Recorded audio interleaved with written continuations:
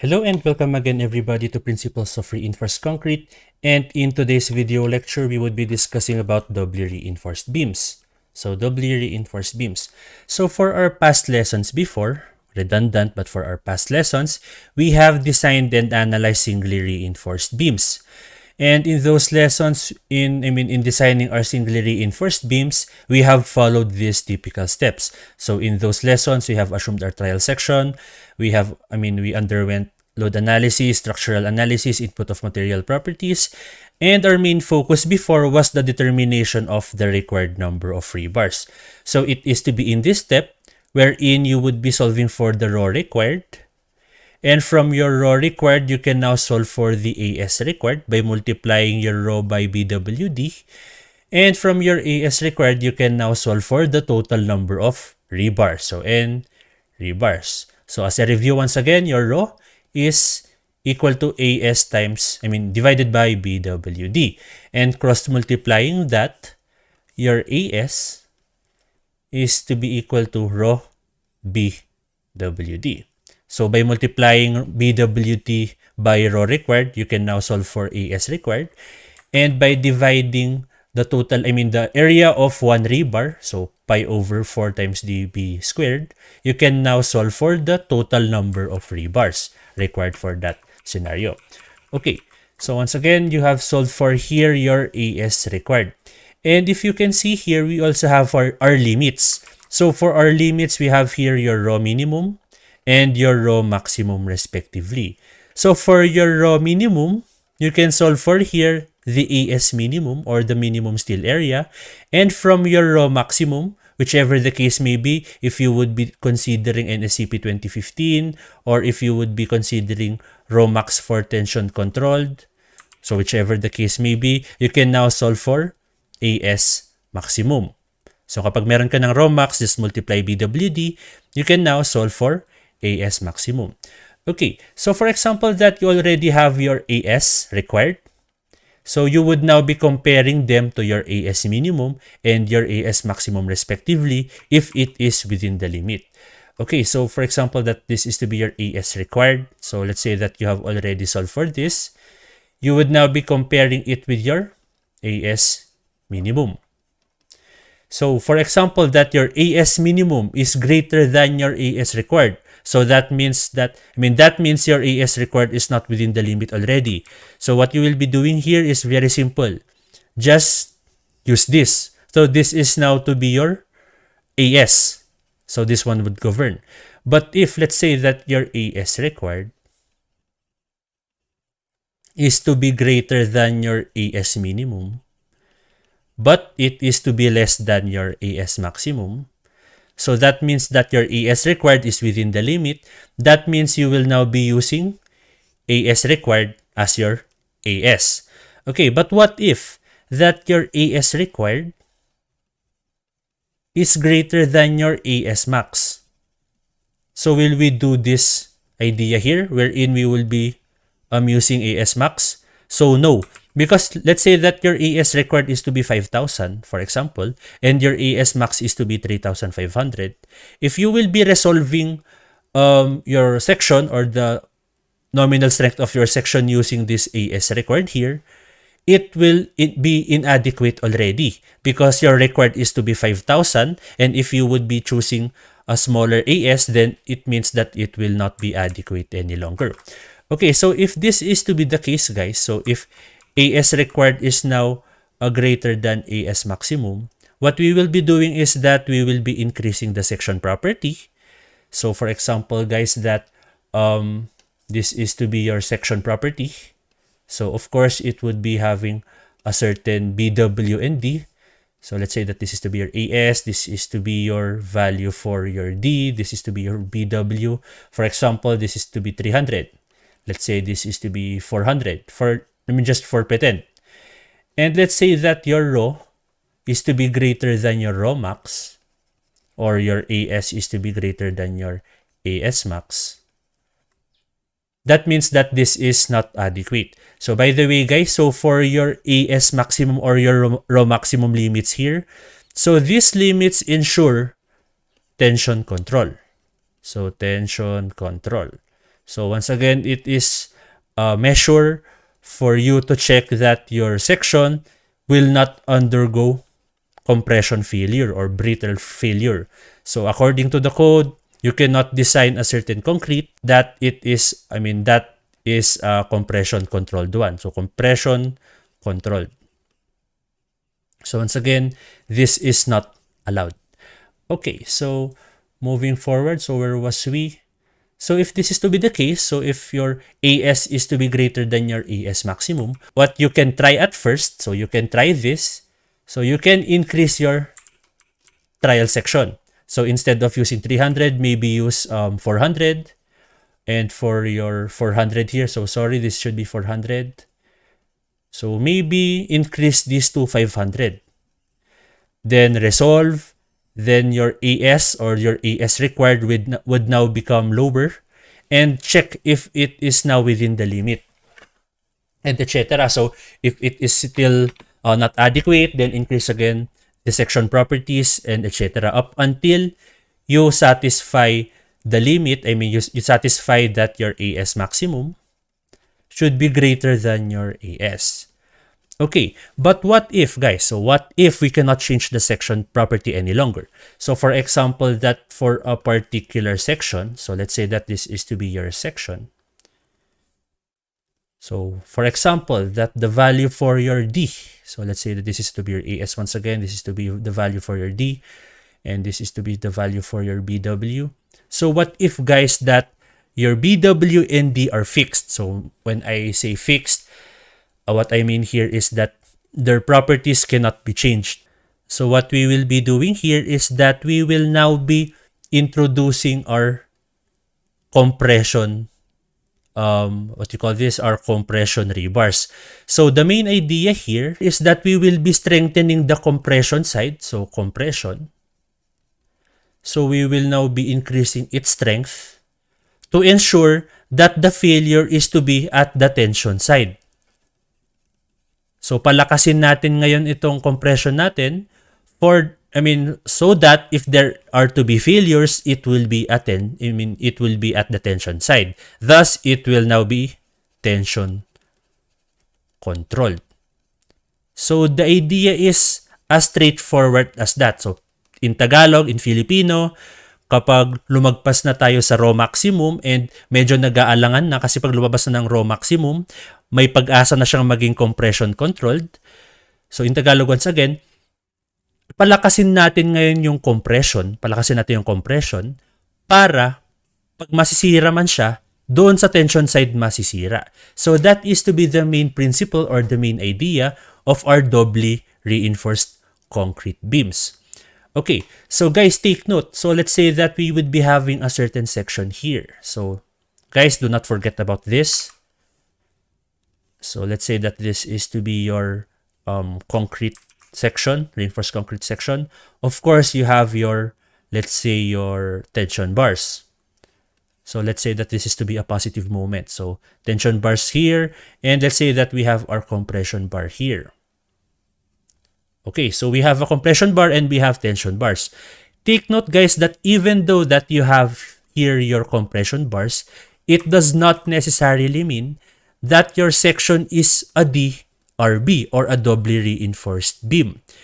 So hindi automatic na basta meron kayong rebars dito, DRB na siya. So once again, do not forget about that, because in actual scenarios, guys, even if you would be designing your section as SRB, so if SRB yung pag-design nyo, in your detailing, guys, you would still be placing bars here for you to place your stirrups. Kasi kapag wala yung bars na ito, so if your rebars here do not exist, it means that you cannot put your stirrups here. So kahit ulitin ko lang, so even though that you have designed your section as SRB, you are still required to put compression rebars here. So requirement ito, DRB or SRB, there should be a minimum of 2 rebars here. Okay, additionally, kung baliktarin naman natin yung case, no? So even though that you have your steel rebars here, it does not necessarily mean na DRB siya. So kahit may steel rebars dyan, maaring SRB yan. So that is an additional note. So ulitin ko lang, hindi porke meron tayong bakal sa compression side, ibig sabihin doubly reinforced beam na siya. Basta i-check nyo muna. Ayun. So, where will we check if your section is to be a singly reinforced beam or a doubly reinforced beam? So, we will now be, once again, compare it with your Romax. I mean, you would now be comparing your Rho with your Romax. Or, let's say, if you do not want to compare steel ratios, you can compare AS with AS maximum. Okay, so for example, that for your AS, if your AS is to be less than your AS maximum, so when we say AS, guys, you are only considering the tension side. So ito tension lang yan. So if your AS is to be less than your AS maximum, it means that you will be analyzing this section as a singly reinforced beam. So regardless if there is to be the presence of your steel rebars at the compression side, if your AS is to be less than AS max, you will still analyze it as SRB. So napakadali. However, guys, if let's say your AS is to be greater than your AS max, you will now solve for this. You will now analyze this as a doubly reinforced beam. So, libay natin. So, doubly reinforced beam. So, once again, guys, no? This is to be your basis. So, AS and AS maximum. Okay. So, DRB and etc. So, guys, huwag niyong kakalimutan yan. Emphasis. So, reiteration. That even though there is to be the presence of steel at the compression side, it does not automatically mean na doubly reinforced beam na siya. So the first thing that you should do is to check if its AS or the steel area at the tension side is to be less than or greater than your AS max. So dito, if it is to be less than AS max, it means that it is to be a singly reinforced beam already.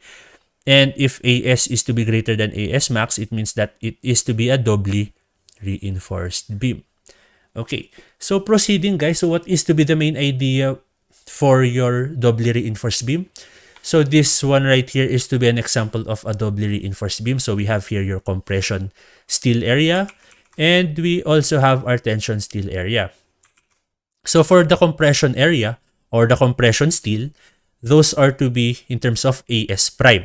So guys, when you say prime here, so if you see this prime in reinforced concrete, it means that it is in the compression side. So if you can remember F prime C, so prime, it means that of course it is in the compression side. So medyo redundant to because FC and F prime C, of course they are in the compression side.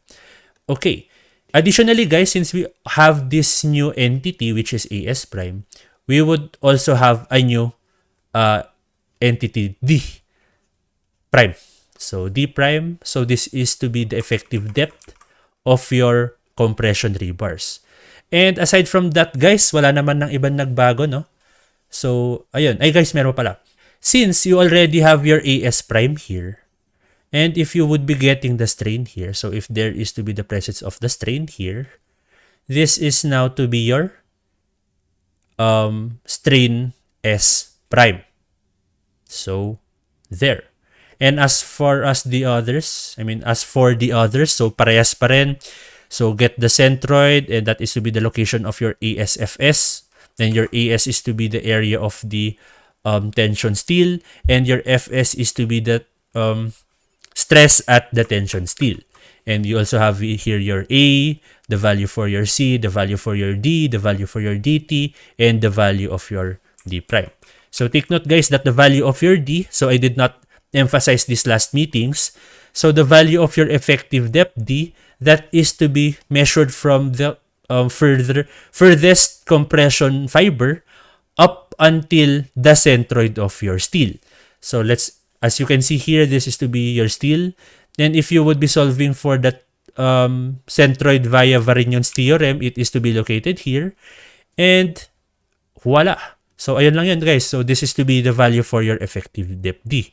And for the value for your DT, that is measured from the furthest compression fiber, which is to be the topmost in this matter, up until the centroid of the furthest steel. So it is to be at this portion. So for example, that you would be still, you would still be having steel here. So kunwari meron ka pang steel dyan, the value for your dt I should say, should be measured from this point up until the last. So that should be your dt. Okay, so enough of that. So let's proceed with our what do you call this? Let's proceed with our doubly reinforced beams. Okay, so what is to be the idea here? So guys, if you can remember, if your AS is to be greater than your AS max, it means that you will be analyzing this as a doubly reinforced beam. Okay, and for your doubly reinforced beam, this is to be its stress diagram. So as you can see, wala naman nagbago. Meron lang tayo na idagdag na AS prime, AS prime, FS prime. So ang sabi nila, guys, pag nabubulol daw, gwapo eh. So, de joke lang. Okay, so AS prime, FS prime. So this is to be the new aspect here, or the new, what you call this, parameter here. Okay, so considering this, guys, so if I am to split this into parts, so if I would be separating this into parts, so let's say that we have this stress diagram. So for a moment, so let's say that this is to be the stress diagram. Then of course you would be having the pressure in the compression block. So this is to be 0.85 FC prime. So 0.85 FC prime. So there. Okay, and we also have you here your ASFS. So ASFS. So with that, it is to be located here.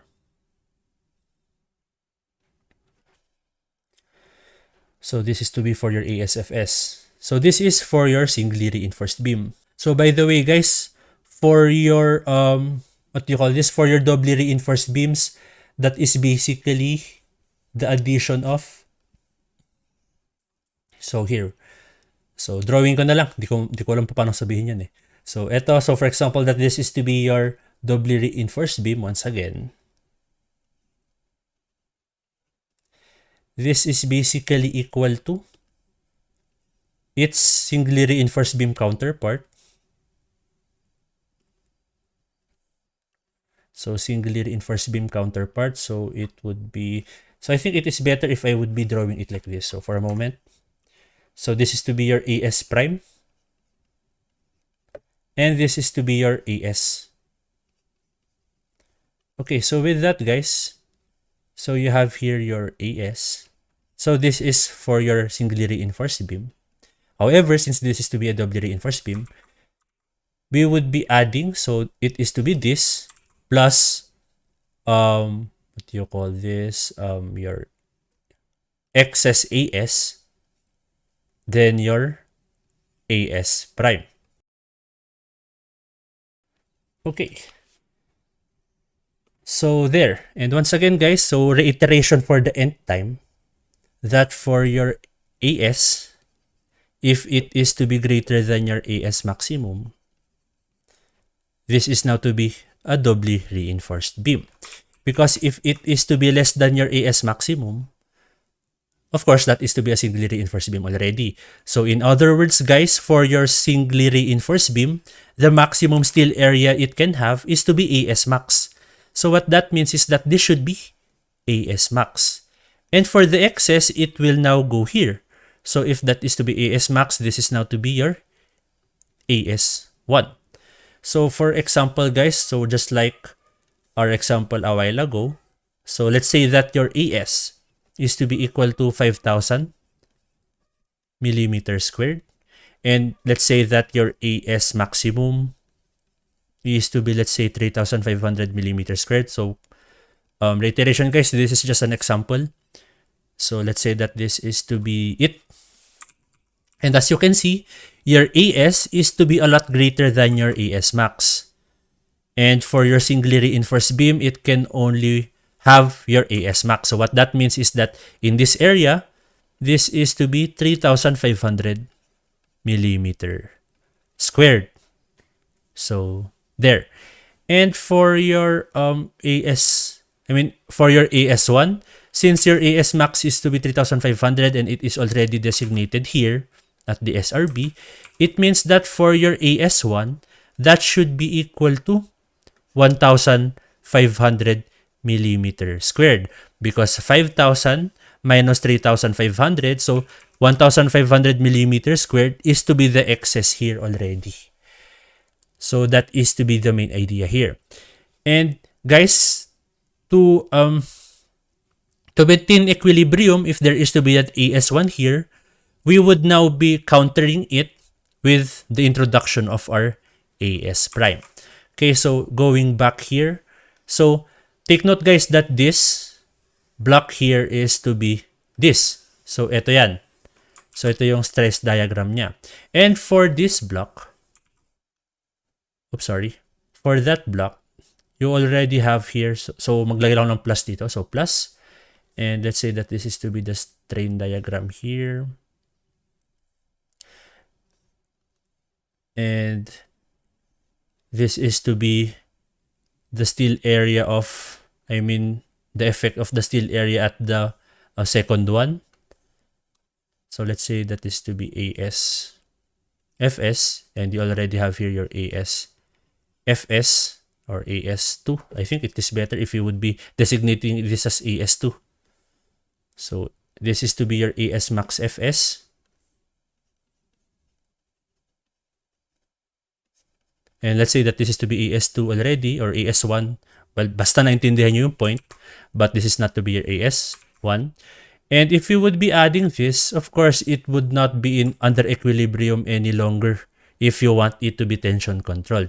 So like our idea a while ago, that we must add here. So we must introduce here a compression, compression steel, I should say.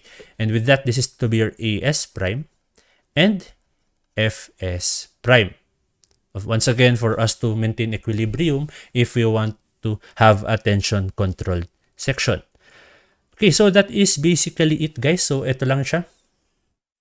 So ito lang yung mismong stress diagram niya, and if we would be combining both of these stress diagrams, it would now look like this.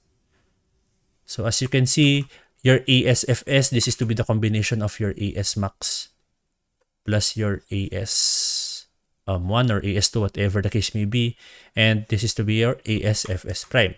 And if you would be looking at this diagram, guys, if you were just to be looking at this diagram, we can conclude that your AS prime FS prime is equal to AS2 FS or AS1 FS, whatever the case may be.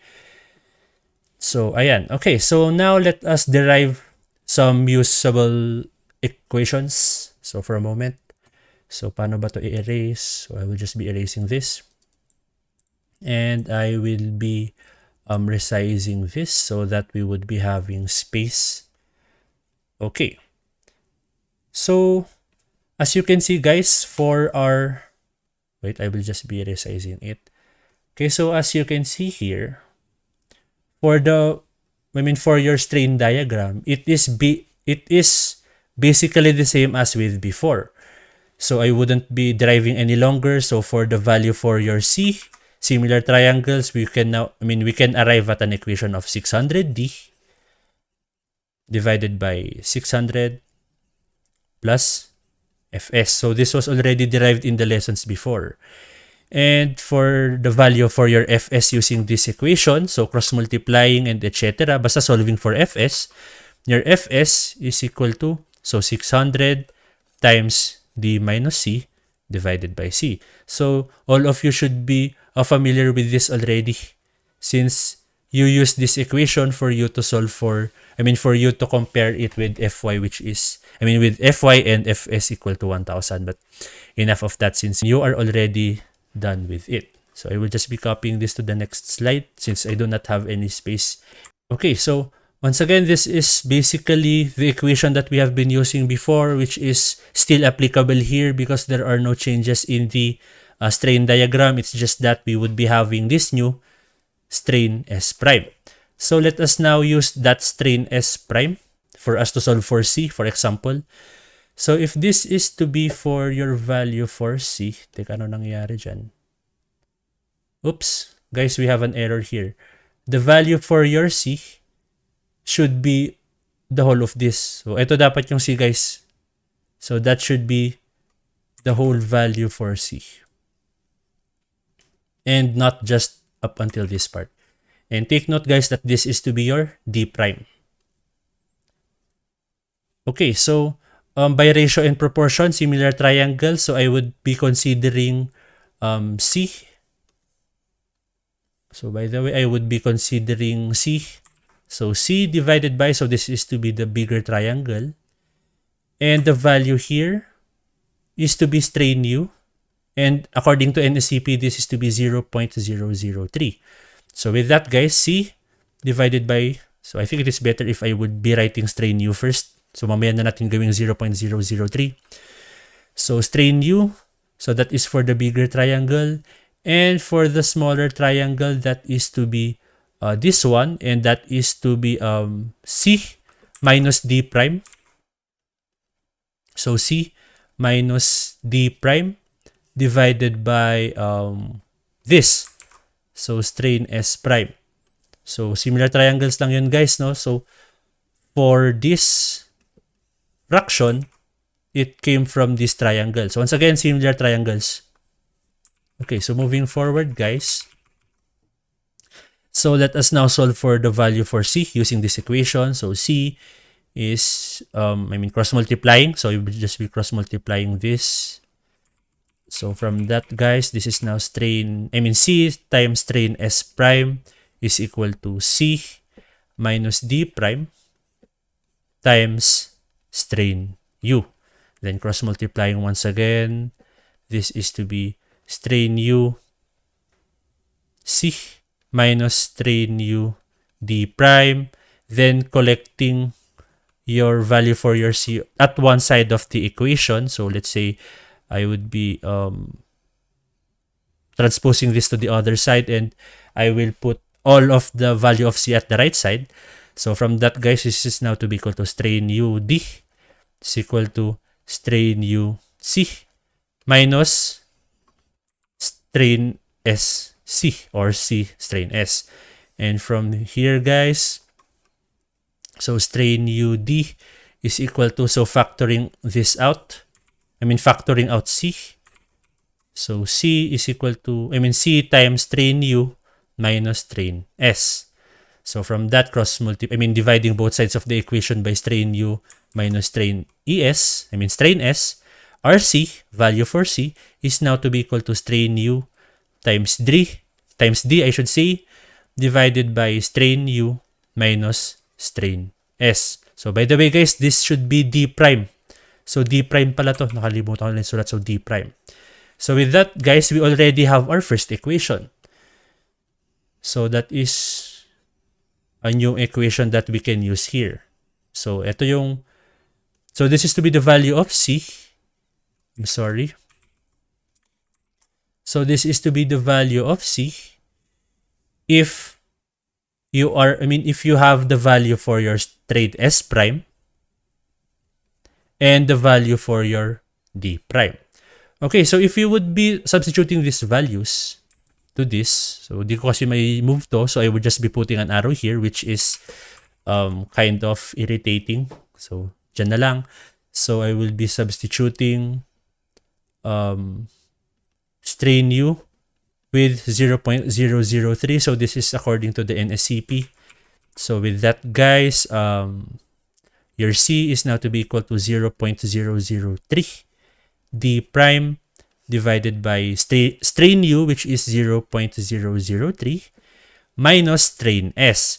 And for your strain S, guys, you have learned last prelims, that your strain S is to be equal to Fs divided by 200,000. So this is to be F prime S. And with that, guys, so C is to be equal to, simplify na natin, guys, kasi meron ng 200,000 dito. So the simplified form is now to be equal to 600 D prime divided by 600 minus F S prime. So this is to be the new equation here. So with that guys, so delete ko nga muna to, medyo nakaharang. So with both of those, so these are to be the new equations that you can use. That is new here. So strain UD prime and etc. Okay. So moving forward guys, so what else can we solve for here? So now let us derive for the value for our let's say, what else? Row balanced. So I will just be copying this once again to the next slide. So for your row balanced. Okay, so now let us derive for the value for your row balanced for doubly reinforced beam. So row balance, DRB. So teka, resize ko lang, masyado ito malaki. So for our row balance, let's just solve for the summation of forces horizontal. And if summation of forces horizontal is equal to 0, so it means that the tension side, I mean the forces going towards the right, is equal to the compression side. And those are to be the forces that is going to the left in this diagram. But as you can see here guys, we have two compression forces. So we have the compression for concrete, then we also have the compression for steel. So let us name them as C1 plus C2. So let us just name it this way, but it would be up to you as long as you understand the idea. Basta yung tension natin, that should be equal to the compression, I mean the total of the compression side. So with that guys, so ASFS, so for the value for your T, that is to be ASFS. But take note, we are solving for the row balanced. So when we say row balanced, so in the balance equation, I mean balance condition, your Fs is exactly equal to Fy. So walang labis, walang kulang, Fs is equal to Fy. So with that guys, I will now be substituting Fy here instead of Fs. So Fy. So there, so that is to be for the value for your T. And for the compression for concrete, so that is basically 0.85 Fc prime times Bw times A. Or if you may, that is to be 0.85 Fc prime AB. So if you would be rewriting the value for your A, so your A is basically equal to betas of 1C. So let us just write this instead. So with that guys, so times betas of 1 times C, and from the previous equation, so we have solved for here that C is to be equal to 600D divided by 600 plus Fs. So ito yung gamitin natin ngayon, i-substitute natin. So with that, nawala. So where were you? Okay, so with that guys, so our value for your C is to be equal to 600 times D divided by 600 plus Fs. And once again, Fs is to be equal to Fy in balance condition. So 600 plus Fy. Okay, so that is for C1. But what about for C2? So for your C2 guys, this is very basic. So As prime, Fs prime. So As prime, Fs prime. So okay. So what is for our row balanced? But take note guys that for your row balanced, so let us just substitute your As to, I mean for us to have the value for our row balance, no? So for your As, so if you can remember from a while ago, for As is equal to rho BWD. So if this is to be your As balance, this is now to be your row balanced. So I will be changing this As to row balance, so rho BWD. So this is basically As guys. So ayan. And okay, so moving forward, so once again we want to get the value for your row balance, so that is to be this. So what I will be doing here is that I will be dividing all of the equation by BWD Fy to get rid of these values para row lang yun nandyan sa kabilang side. Okay, so with that, guys, I'm sorry. So rho is to be equal to, so 0.85 F prime C BW betas of 1 times 600 D divided by BWD Fy times 600 plus Fy plus AS prime Fs prime divided by BWD Fy. Okay, and since we do not have any space, copy paste na naman sa next. So this is to be the continuation. So of course this would cancel out. So BW, what else? D, and wala na. Okay, so with that, guys, so for your row balanced, so this is to be in balanced condition. This is to be equal to, so 0.85. So betas of 1, so I would just be rearranging it here. Then F prime C divided by Fy times 600 divided by 600 plus Fy. So as you can see, guys, this was the equation that we were using for singly reinforced beam. So this is for the balanced steel ratio for SRB. But it is just that we have this equation. So if we would be adding this, so plus AS prime Fs prime divided by Fy. But take note, guys, for your AS prime divided by BWD, this is to be the value for your rho prime. So take note, guys, BWD, not BWD prime. So when you say rho prime, dapat D lang yun nandito and not D prime. Okay, so with that, guys, this is now equal to, so rho prime times Fs prime divided by Fy. So if you are wondering, isn't it the case, guys, that the value for your Fs prime should also be Fy because it is to be in balanced condition? Short answer to that, no. Because when we say balanced condition, the one yielding is to be the tension bar. And for your Fs prime, this is to be for your compression bars. So with that, guys, it does not necessarily mean that your Fs prime is to be Fy. So that is to be the short answer to that. Okay, so basically, guys, this is to be the new equation here. So ito, memorize this, and if you do not want to memorize it, it is okay as long as you understand this concept. So you can derive it your own using this concept. And ayun, you can derive this. And if you want to memorize this, then the better, maybe. So whichever is to be the more effective way to you. So if you want to memorize this, the direct substitution for doubly reinforced beams. Okay, so that is it for the first part of our series of videos about doubly reinforced beams. So next video, problem solving. Okay.